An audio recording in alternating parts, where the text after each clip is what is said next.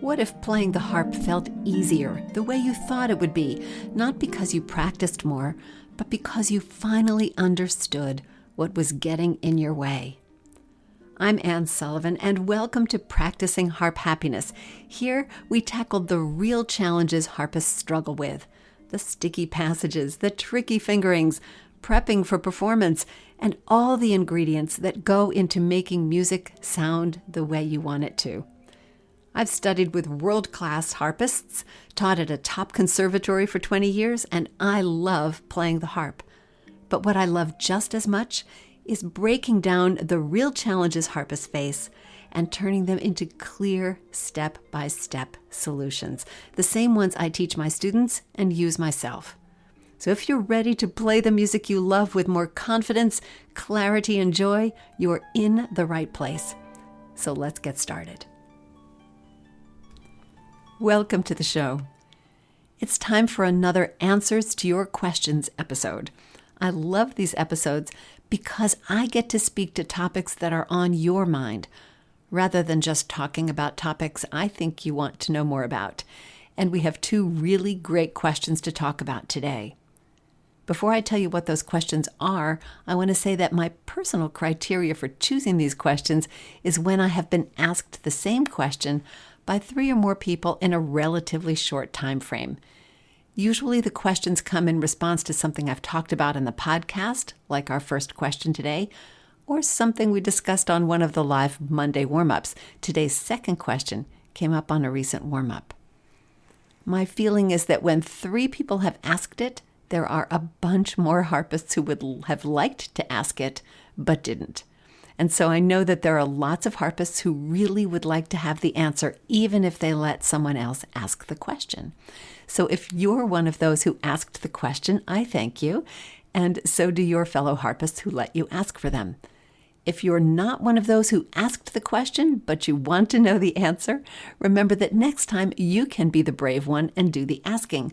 If you're on a live call with me, I can tell you that I always pay attention to the questions that arise. But if you haven't been on a live call with me, you can always email me here at the podcast, and I'll register your question or comment that way. The email is podcast@harpmastery.com. So what are our questions today? Well, the first has to do with tuning by ear and why I feel it is so essential, not just because your harp needs to be in tune, but because it's an easy way to intentionally focus on your aural skills, which are key to your learning music faster and playing with more security. The second question brings up a really vital point about playing without tension, and it's this: being relaxed before you begin playing is one thing, but staying relaxed while you play is another, more difficult one. So how do you keep relaxed and keep tension away while you're playing? It's a topic that's so important to all of us. So aren't you glad these 3 people asked? Now, I did just mention being on a live call with me. And of course, I have a live call coming up tomorrow night that I would encourage you to join. It's a webinar called Your Breakthrough Year. And we're going to be talking about what makes a breakthrough, how to get from where you are now to really where you want to go, and how to plan it. Breakthroughs obviously don't happen overnight, and you need to grow in order to have a breakthrough, and you need to plan that. What is it that you really need to learn in order to do what you want? What is it that's going to allow you to develop the strength, the skills, the repertoire, whatever it is, so that you can end 2026 in a different place, a better place than where you started. We all want that kind of growth, and there's a secret to it. It's stuff we don't often talk about, and we probably should. It's the kind of thing that your teachers plan in their heads for you, but if you're trying to do it on your own, it's a lot harder. So we're going to talk about what exactly happens and how to make that happen for yourself. And of course, if you're ready to take that to the next level, the next week, so it's after the webinar, we're going to be having our week-long intensive called the Harpist Breakthrough Blueprint. And that's where you and I are going to work together, as a group, of course, but we're going to work together to workshop your breakthrough blueprint, the one that's going to take you week by week, month by month, all the way to the end of the year so that you know what you need to do. The difference, of course, between the webinar and the blueprint, the webinar will be talking about all the big high-level concepts so that you can take those and you can think about them and you can work on them for yourself. But if you really want to get into the nitty-gritty and get my feedback as we go on what that blueprint is going to look like for you, plus get all the tools that are going to help you organize what you need to do, that's what the intensive is for. So if you're curious, if you're ready for a breakthrough or just think maybe this could be interesting for you, then join the webinar tomorrow night. We'll put the link in the show notes for this episode so that you can see it. Join the webinar, see what's going on, and then hop over and you can register for the blueprint if you're ready to have me help you with that. So that's what's going on. I think it's going to be really interesting. I'm looking forward to the call tomorrow night. So I wanted to mention those because this is the kind of thing that can make a big difference for you, right? It's really hard to plan this kind of thing for yourself because you're working with things you don't really know enough about. None of us can really plan for that next level if we aren't clear. Let's say that. If we aren't clear on what that next level is and on what the exact skills are going to be that we need to develop to get there. So that's what it's all about. I'd love to have you join me. And as I said, it's a place to ask some questions. So that's happening tomorrow night. So don't miss out on that. And now let's get to today's questions. Our first question came in response to something that I said just a few podcast episodes ago in podcast episode 245, where I talked about next level musicianship. And I made the mistake on that podcast of saying, well, but that's a topic for another day. And of course, a couple people, well, 3 in fact, took me up on that and said, well, but what did you mean by that? So I thought, well, it's time to answer this question. So what was the topic that I said I would save for another day? And here, of course, is that day. I said that I think that we should be using our ears more when we tune. That our tuning gives us the opportunity to listen. Now, I didn't even go that far on the podcast. I just said, oh yeah, I think we should be using our ears more when we tune. And that was what spurred the question. Well, okay, so what did you mean by that? And how would that work? So that's what I'm going to talk about for a few minutes now, because I think it is so important. And it's really a hot button issue for a lot of musicians, not just harpists. As a matter of fact, I was talking with a friend the other day, and she said that she just wanted to blow up tuners. Now, she's not a harpist, but she was talking about a student of hers who had been advised by somebody else who was working with a tuner all the time. Now, this is not an anti-tuner rant. As a young harpist, I was the only way I could tune the harp was to tune it by ear. I mean, I had a tuning fork.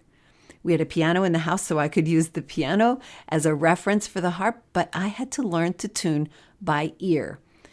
And I didn't think anything about it because that was what you had to do. And granted, it was a learning process. My teacher showed me how to use the tuning fork and then showed me the pattern for tuning note by note and working, all the way from the middle of the harp down to the bottom and the middle of the harp up to the top and making the harp in tune with my ear. There wasn't another way to do it. And I remember very well being in a lesson with my teacher at her house, and she was showing me this big brown box that was going to revolutionize tuning, and it was called a strobe tuner. And this was one of the very first that was available for people. It was a Kahn strobe tuner, and she was so excited because it had this little microphone, a big microphone actually, and it would pick up your sounds, and you could tune and you could see if it was in tune. Now, this was important to her, not because she couldn't tune by ear, because of course she could and very accurately, but because she was an orchestral harpist, and sometimes the environment in an orchestra hall is just too noisy to be able to really hear if your harp is in tune or not. So being able to see whether your instrument was in tune was extremely helpful for those times when you couldn't hear. So that's the beginning of tuners, at least in my own experience. And then, of course, thank goodness they got smaller and smaller. And now they're just those little teeny bitty tuners that we can take with us. And of course, we don't even need those. We've got our phones, right? So, tuners are wonderful. They are the kind of tool I would never be without, because if I need to check something, if I am in a noisy environment, those tuners are lifesavers. But I don't use them to tune my harps at home unless I need to get a reference pitch to start, because I don't need them. Now, I don't want to blow up tuners. I don't want to banish them. They're too useful. But I do think that when we teach our students to only tune by a tuner and not to use their ear in addition to using a tuner, we really hamper their development as musicians, because music is something we hear. And we need to teach ourselves to use our ears. I don't think that we should be tuning just by our eyes. That doesn't make sense to me. When we're only learning to tune with a tuner, we aren't teaching ourselves to listen. The valuable skills that I learned from having to listen when I tuned with a tuning fork are things that developed my sense of pitch, my sense of what an interval sounded like. It helped me learn to listen for tone, to listen to what my harp sounded like, to be in touch with every string, really listening to it every day when I tuned. I think this is something we are in danger of losing because we, as teachers, don't always teach it. Now, I have talked about tuning before in blogs and in podcasts, in my Harp Mastery courses, because I think learning to tune by ear is so helpful. Imagine if you could look at that music on your stand and have a pretty good idea of what it was going to sound like in terms of the distance from one note to the next, make a little prediction about that. When you can do that, that's a key to sight reading. It's a key to faster learning. Even though we aren't reading notes when we tune, we're still developing our ear. And that's why I think we should be using our ears more when we tune. Now, what would that look like? Well, here's my suggestion. In fact, 3 suggestions, 3 different tuning methods. The first one is the one you're probably used to, and that's tuning every string using the tuner. Not my favorite method, and it's actually the slowest way to tune the harp. Well, it might be the fastest way for you right now, but if you start doing these other methods, you'll find that this indeed is the slowest method. If you're going to tune every string with the tuner, this is how I suggest you do it. I would start from the bottom of the harp and tune to the top, or from the middle outward. I mean, it's very helpful to have those resonant bass notes in tune when you're tuning the rest of the harp. Although if you're comparing every string with the tuner, it probably doesn't matter a whole lot. But starting at the bass could be helpful. I also recommend starting in the middle of the harp and then working down toward the bottom and then up toward the top. It's a good habit to develop. So either one of those will work. Now, of course, the advantage of this method is that the tuner really does all the work for you, which is especially helpful if the area that you're tuning in is noisy or if you're nervous before a performance. It's nice to have that tuner because our ears can go really wonky when we're very nervous. And of course, sometimes we run into problems because the tuner doesn't hear all the lowest strings or all the highest strings. So there you go. That could be a time when you need to use your ear. And of course, this method is the trickiest one to try to use your ear because the tuner's doing all the work. But my suggestion would be this. As you tune each note, particularly as you're getting toward the middle of the harp. The bottom and the top are a little harder to hear. Tune middle C and check it with the tuner. Then play the C above that without looking at the tuner and play those two Cs together. Does that octave sound in tune? If it does, then check the top C and check it with the tuner and see if you were right or if the tuner thinks you were wrong. So you can do that, and you can check some octaves very simply. Couple of rules here. Always know which note is actually in tune. I mean, if it's probably easiest to have the bottom note in tune on the octave. So if the bottom note is in tune, don't adjust that one. Make sure you're adjusting the one that you're actually trying to tune. That may seem like a silly reminder and warning, but it's really easy to go wrong on this. Remember also that if you have any strings that are false, where their pitch isn't true, the tuner may not hear that as accurately as your own ear will, believe it or not. So if you incorporate a little bit of octave listening, even to 1 or 2 octaves each time you tune, you'll start the process of getting used to listening. It may be that the first time you try this, it takes you a long time to decide if the note is in tune or not, and you may not feel very confident. But that's why I suggest you start with just 1 or 2. Because you will become more confident and you will learn. Yes, it's in tune. No, it's not. And this is how you can just start to train your ear just a little bit, even though you're using the tuner to tune every string. And you can always use the tuner to check your work, right? Now, if you're ready to go a little deeper, then we're going to tune the middle octave with the tuner. So go to that middle C register. Oh, here's something I forgot to mention that's really important. If you're tuning a lever harp, tune with all your levers down, right? We don't want to tune any strings that have tension on them. So tune with, it's not good for the strings. So and strings are expensive, right? So tune with all your levers down, which means that you might not want to tune from a C. You might want to tune from an E flat as your starting note, because if your harp is tuned in E flat, that's going to make this simpler. If you have a pedal harp, tune with all your pedals up, which means you're tuning in C flat major. Okay, so a couple important things to remind you about that I should have mentioned before. So getting back to tuning method number 2, tune the middle octave. So from middle C to the C above that, or from middle E flat to the E flat above that if your harp is tuned in E flat. And tune every one of those notes with the tuner. Then tune all the other notes on your harp by octave.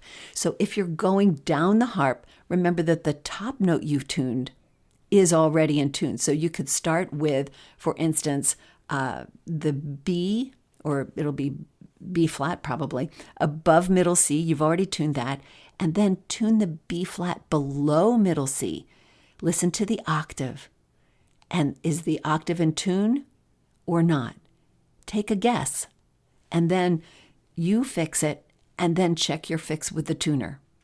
And you can tune by octaves all the way down the harp, and then tune by octaves all the way up the harp. Remember that as you go down the harp, the top note will be the one you've already tuned and know is correct. On the way up the harp, it will be the bottom note that's already correct. This will take you longer. Stop when you're tired of it already.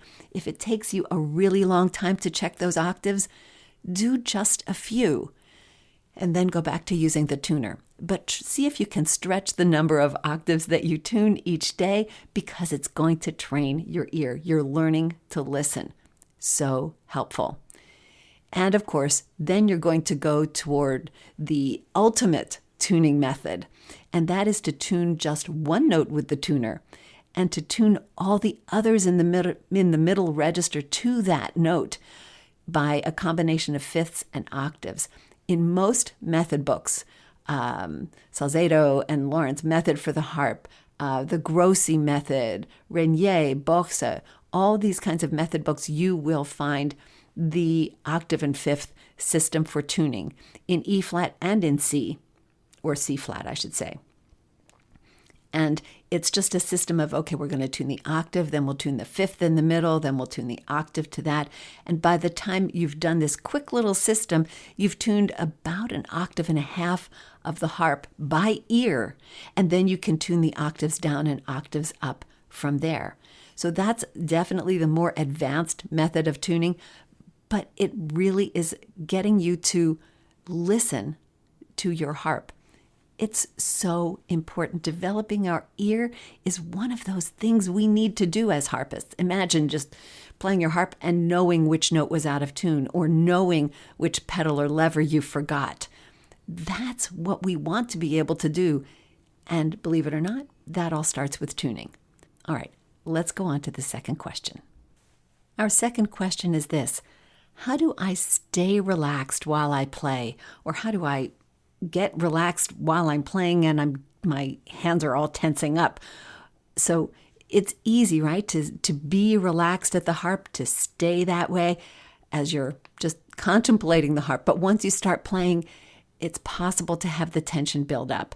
And this is what the people who are asking this question were talking about. They're playing and they tense up while they're playing, and then they have to stop and relax and then start over sometimes. And how do you keep that tension from building up? And if it's there, how do you release it? So let's talk quickly about tension. Tension obviously is something we don't want because it blocks the flow of energy. Relaxation and the releasing of tension is what we need to train. We want to minimize the tension that we keep in our playing to just that moment of impact. Think about what happens when you play the string. Your hands on the string can be very relaxed. And after you've played, your hands can be very relaxed. But there is tension that has to happen at that moment when you actually play the string. I talked about it as impact. It's not really impact, is it? You're pulling through the string. So that moment that you pull, that's going to have tension in it. What we need to do is remember to be relaxed before we start and to know how to release that tension immediately after we play. The main way we teach this, which is so important, is to close your finger. After you've played, close your finger into your hand. It's not that we want your finger to have to move more, but that motion is the follow-through to your pulling through the string, and it is what we train ourselves to consider and to experience as the moment of release of tension. When you close your finger, you relax it. Closing is key. There's a story that I think relates to this. Many years ago, I was taking karate lessons, and I really enjoyed it. And I was a brand new karate student when the studio that I was studying in decided to have a board breaking evening. And I said, I don't know that I should be breaking boards. I mean, I play the harp. But my sensei was a guitar player, and he said, you're not going to have any problem. He said, it's not going to hurt. You're going to be just fine. And I said, okay, I'm going to trust you. So I came, and I had a lot of fun breaking boards. Oh yeah, it was fun. I was breaking them with my hands, and I broke 2 at a time. And as a brand new student, this was extremely empowering. But the point of this story is really in the way I was trained to look at and through the wood that I was breaking. I was taught that as I was breaking the board, I shouldn't look at the board and consider the board my target. Instead, I was pushing my hand through the board to the other side. So I was not stopping at that moment of impact, but going through. And as a matter of fact, there was one student in the class that evening who was a much more advanced karate student than I was. She was working on her black belt at the time, but she had difficulty with this, and this was eye-opening to me. As she tried to break the board, her hand stopped on the board. She couldn't go through. Now, this isn't a matter of strength. I mean, there were 5-year-old kids that were breaking the same boards we were. So it's not strength. It's her visualization. She stopped at the board instead of seeing through. that just brought home to me how important the actual complete motion is. It's not the stopping at the board, it's the going all the way through. And with us, it's not stopping at playing the string, it's closing all the way into your hand. That's what is really critical here. So as you go through your exercises, your daily technique work, in slow practice, you need to pay some attention to that. As you play that finger, close it all the way and release your tension there. On one of the warm-ups that we just did, we did an exercise where we place our hands, squeeze the strings, release the squeeze so that our finger was relaxed again, then play, close all the way through, and release the tension again. Because practicing that release is key to being able to release your tension when you play. Now, if you are practicing, for instance, you're playing through a piece and you're working hard, if your hand starts to get tense, don't stop playing. Immediately bring the volume back to nothing, but just keep playing. Play more slowly if you need to, but just don't stop. You want to practice releasing the tension while you're playing. Think about closing your fingers and allow yourself to come back to a state of relaxation as you continue to play. This is practicing the skill that you're going to need in performance. You need to learn how to relax as you go. A word of warning, I am not suggesting that you continue to play with tension. We all know how damaging that is. So you do need to stop. You need to relax your hands and your fingers and your arms and wiggle everything out. But I also want you to learn to try to relax it while you play. This is a skill that you need to train like any other skill.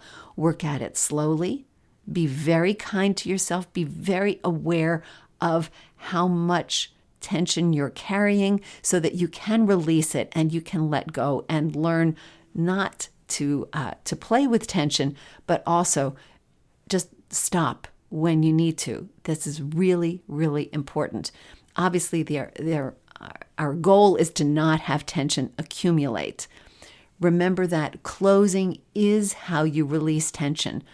Also, your gesture, if you raise or if you release with your arm after you play, that's another place that you can release tension. I was taught the Salzedo method. We raise our hands, we raise our arms when we play. So as I close, I release the tension in my hand. As I raise, that gives me another opportunity to release it in my hand and to release it in my arm as well. All that gesture is part of staying healthy at the harp and playing without tension. Now, the place that this question originally came up was from a live Monday warm-up that I did on February 2nd of 2026. And you can still find the replay of that warm-up on our YouTube channel, our Harp Mastery YouTube channel. I will put that link in the show notes for you. It was a really great exercise. Started out being an exercise on tone, but you need to release your tension to have that warm, rich, full sound that you want. So those two things kind of go together. So that is a great place to see that entire process, and you can get a lot from that. If you don't regularly join us, those live Monday warm-ups happen at 11 a.m. almost every Monday. The easiest way to access them is from the Harp Mastery Hub. You can join the Hub. Once again, that's in our Harp Mastery app. Super easy to use, easy to find. And you can get the app, join us right from the Hub, or you can join from YouTube. As I said, they're just about every Monday. There's always the next one scheduled, so you'll know when the next one is. And I'd love to have you join and warm up live with us. But I'll put the replay link to that particular warm-up in the show notes for you. Next week on the podcast, I have something different to talk to you about. We're going to talk about page turns. Now, I know that technology has made page turns something very different from what they used to be, but we're going to talk about the right way to turn pages, whether you're turning them on paper or digitally, And we'll talk about some of the technology, but we'll talk about the old school page turning too, and the practices that apply to both, when the right times and the wrong times are to turn pages, and how to practice them in so your page turns are smooth and they don't interrupt your playing. Once again, it's a little thing we sometimes forget to tell people about, but I think it's an important thing. I've seen performances ruined by poor page turning, so we want to get that little piece of our playing in place. Once again, I invite you to join me tomorrow for my webinar, Your Breakthrough Year. And of course, if you want to go deeper with that information, there's the Harpist Blueprint Intensive, the Breakthrough Blueprint Intensive. That is hard to say. That is coming up next week. So that's going to be really fun. I hope you join me for both of those events. And of course, that you come back here next week and come listen to another podcast episode. Don't forget to send in questions if you have them. I like those too. So until I talk to you next, remember that every day is a day you can add more harp happiness to the universe, to your world, and to your spirit. And all you have to do is play. Thanks so much for listening, and I'll see you next time. Enjoyed today's episode? Then share it with a harpist friend, subscribe for your weekly harp happiness boost, and check out harpmastery.com or the Harp Mastery app in your app store for more resources and ways to connect. I'll see you next time.